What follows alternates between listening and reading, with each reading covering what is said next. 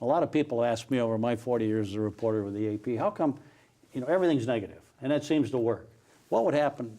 Is there ever going to be a day and age in our lifetime and for the voters that you can watch positive campaigns? It depends on the race. It's interesting. I was involved in Gwen Graham's campaign for Congress in the last election. What was fascinating about that race in our focus groups is the more positive we kept the race, the better off we were. But that is a departure from almost everything we've ever been involved with. For example, in the governor's race last year, and I'm sure Ryan probably tested this, every time that my candidate Charlie Crist tried to go positive, we actually went the wrong way in the polls.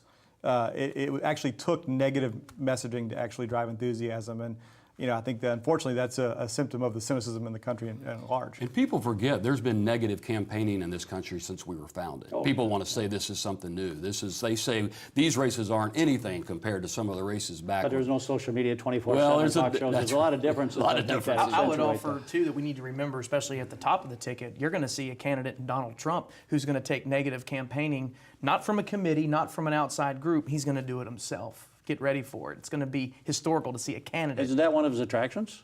For a lot of voters, it is. For a lot of voters, it is. In a Republican primary situation, it certainly was. But I go back to, take away the Twitter, because one intemperate tweet, one really, really wrong thing when he wakes up at 6 o'clock in the morning and he gets mad at something that somebody said on Morning Joe or on CNN, and you lose that small percentage of those that are trying to decide. Well, he's had a few of those already. Well, he's... And I think the biggest challenge for Trump really is he has to prove to general election voters who are just now starting to pay attention in a real way that he can be president. That's the first challenge for a guy like him. And he has one or two moments and he can lose those voters from the very beginning. If you alienate women, you alienate young voters, you alienate Hispanics, you can't put the pieces together to win a presidential race.